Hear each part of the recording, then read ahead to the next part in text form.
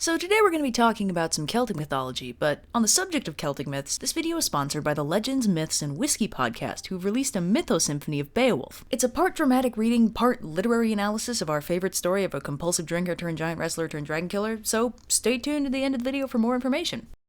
Why isn't Celtic mythology well known? I mean, Scotland and Ireland are like right next to England, and God knows England couldn't help but get their culture all up and everywhere, but for some reason, despite the cultural proximity, Celtic mythology really isn't all that widespread. Well, here's the thing. In the 5th century, Christianity steamrolled into Ireland and Scotland and proceeded to royally screw up all the local lore. Scottish goddesses got revamped as simple magical warriors or hags, while the poor Tuatha De Danann went from being Irish gods to being ancient human kings, queens, or in the fancier cases, fallen angels. Because Christianity has this thing about worshipping other gods, the local deities had to be reimagined into something that wasn't gods, but they had to do it in a way that wouldn't totally piss off the locals, and as a consequence, the mythology ended up being flattened into quasi-historical folklore about ancient kings or queens who just happened to have fabulous godlike power. The reason why Celtic mythology isn't well known is because the 5th century missionary efforts to Ireland and Scotland did their absolute damnedest to pretend it wasn't a mythology, and because they're the ones that wrote that stuff down, their version is what we have to go on. This makes the anthropologist in my heart very sad. But the good part about this is that because the missionary efforts focused on writing all their stuff down, most of the stories actually survived to the modern day, albeit stripped of context, and little bits of the mythology managed to survive almost completely unaltered because they weren't about gods. They were about extraordinary people from the get-go. As a result, the Christianization efforts didn't squash or rewrite their stories because they weren't doing that no gods before me thing. The most notable of these cases is the tale of a magnificent human disaster by the moniker of Cu Chulainn.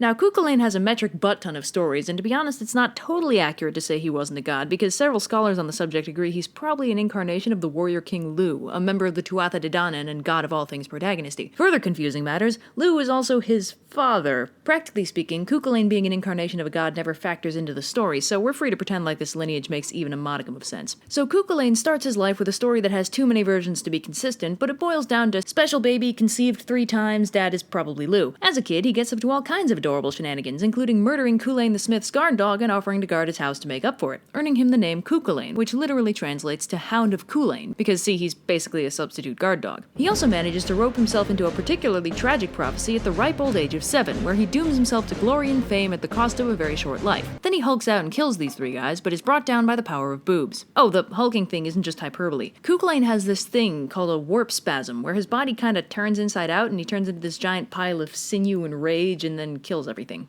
Metal. The boob thing isn't hyperbole either. The men of Ulster had to calm him down somehow, so they embarrass him with boobs and then dunk him in a barrel of water until he changes back. I wish more characters used this tactic when their friends turned evil. So Cu Chulainn gets a little older and becomes a really pretty teenager, so all the Ulster dudes decide they need to marry him off as soon as possible or he'll start magnetically attracting all their wives and daughters. So Cu Chulainn is obviously down for a bride, but he's got his heart set on a very specific bride, Emer, the daughter of the Sky Forgel Monarch, who doesn't want a great hero for a son-in-law for some reason, and as always happens in stories like these, sends the lad off on a quest in the hopes that it'll kill him. In this case, he suggests that Cu Chulainn go and train with the warrior goddess Skaha on the Isle of Skye. So Cu Chulainn trains with Skaha, an impossibly badass warrior woman who teaches him how to use this absolutely terrifying spear called the Gae Bulaga, which you stab someone with and then it snaps out these spines, and frankly it sounds like cleanup alone would make it impractical to use, but whatever. Also training under Skaha is the warrior Ferdiad, who becomes close buds and battle brothers with Cu Chulainn. So Skaha mentors Cu Chulainn and Ferdiad and trains them in the art of war. But unfortunately, a dark shadow from her past comes back to haunt her in the form of, and I'm not making this up, her evil twin sister Aoife. She knows that fighting her sister might end up killing her, and she doesn't want to involve the children in her personal battles, so she slips Cu Chulainn a sleeping potion to keep him safe and out of the fight. But in case Cu Chulainn wasn't anime protagonisty enough yet, he sleeps off the potion in less than an hour and dives into the fray to help. He ends up defeating Aoife with the old look behind you trick and spares her life, on the condition that she call off her blood feud with Skaha and also have his kid,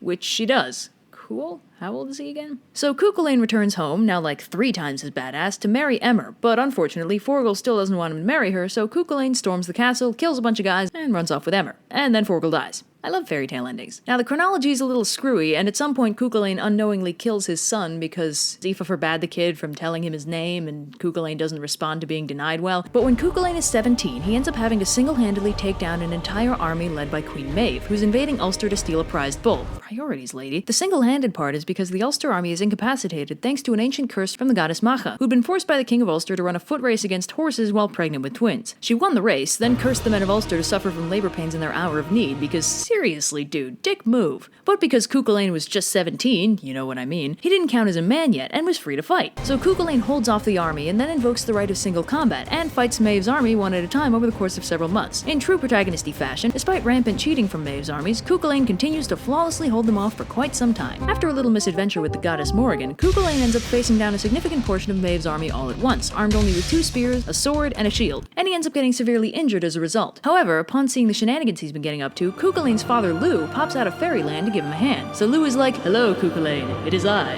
your fairy dad mother," and then knocks him out for 3 days so he can heal him with magic. But unfortunately, there's still the army thing, and in the absence of Cu Chulainn, the only people who can fight are the Youth Corps, a group of young royal children being trained as warriors. Unsurprisingly, they all die. So when Cu Chulainn wakes up and learns all his little buddies are dead, he warp spasms like he's never warp spasmed before and slaughters a large chunk of the enemy army as payback. Then they do the whole single combat thing again, culminating in Cu Chulainn having to fight his buddy Ferdiad from back when they trained together under Skahach. Very sad and all that. He ends up having to use his ultimate secret technique, the Gaia Bolga, to take down the battle brother he once trained beside. This is also when we see exactly what the Gaia Bolga does. See, you throw it with the foot at the intended target, and then once the Gaia Bolga enters the body, these barbs explode outward and spread through the veins and arteries until Ferdiad is basically a thorn bush with skin. Metal. So yeah, Ferdiad dies, and the men of Ulster get over their collective labor pains and actually start contributing to the battle. Now in some versions, this is where Cu Chulainn dies of injuries sustained fighting his battle brother. In another version of his death story, Queen Maeve conspires with this guy Lugaid to have Cu Chulainn killed. First they need to break his guys on not eating dog meat, which weakens him spiritually. Then Lugaid uses these 3 magical spears to kill first his charioteer, then his horse, and then him. Cu Chulainn, however, doesn't go down easily, and ties himself to a standing stone so that he can face his enemies on his own 2 feet, even after death. In this case, his enemies don't believe that he's dead until a raven lands on his shoulder, at which point Lugaid goes to cut off his head, at which point Cu Chulainn explodes with holy light and his sword falls down, chopping off Lugaid's hand, because even in death, Cu Chulainn will ruin your day.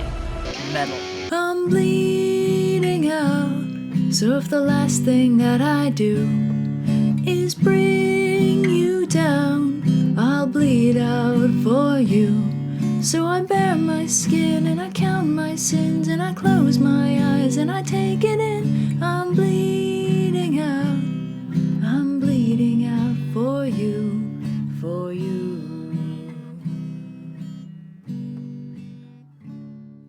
So, as we said earlier, we got us a sponsor for this video, and it's a good one. The Legends, Myths, and Whiskey podcast have put together a mythosymphony. What's a mythosymphony, you ask? These guys go chapter by chapter, reading it all aloud, and discussing the themes, symbolism, and character development in depth. You know, all the good stuff we don't have time for. Oh, and did we mention it has its own goddamn musical score? Yeah, they made a soundtrack, which is also available to download. That's, you know, kind of where the symphony part comes in. So if you like our stuff and you want a way more in-depth look at Beowulf than we could ever give you, go check it out.